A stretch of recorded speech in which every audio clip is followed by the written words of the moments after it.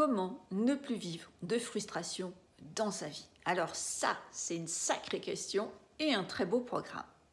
Alors comment ne plus vivre de frustration dans sa vie? Tout simplement en accueillant la frustration. Quand elle se présente, la chose à faire, c'est de se laisser traverser par la frustration. Tout simplement parce qu'elle a un but, cette frustration. Et à partir du moment où vous allez saisir cette opportunité, le côté caché de la frustration, c'est-à-dire le manque de satisfaction, eh bien vous allez être en mesure, en tout cas si vous en avez envie, de créer une passerelle, un pont pour aller vers la satisfaction.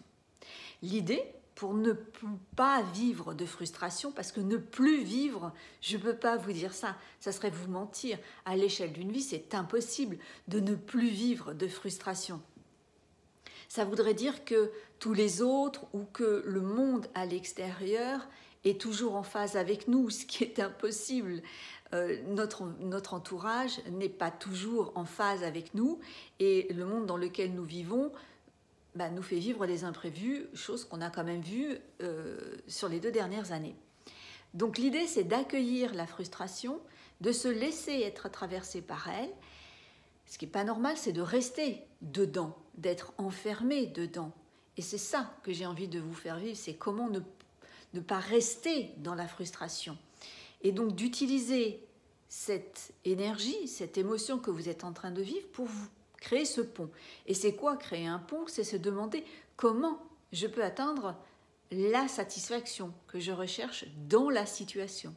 Donc ça veut dire un certain nombre d'étapes, peut-être que c'est qu'une seule action, je ne peux pas le savoir, ou plusieurs. Mais c'est parce que vous allez vous poser ce type de questions en vous demandant mais comment est-ce que moi je peux atteindre du coup la satisfaction que je recherche, que là vous allez vivre de moins en moins de frustration.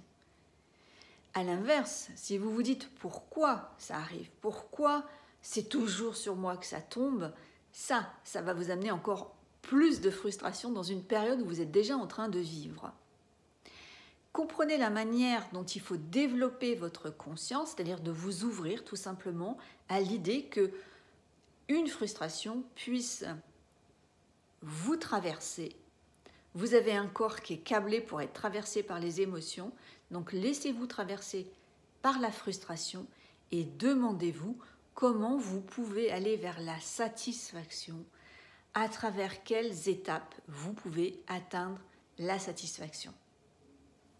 Et peut-être que vous avez besoin d'un accompagnement, vous avez peut-être besoin d'être aidé pour trouver les étapes qui vous amènent à la satisfaction.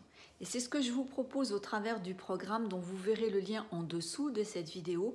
Un programme pour aller dans l'affirmation de vous-même, être en phase avec votre potentiel, un programme pour prendre votre place.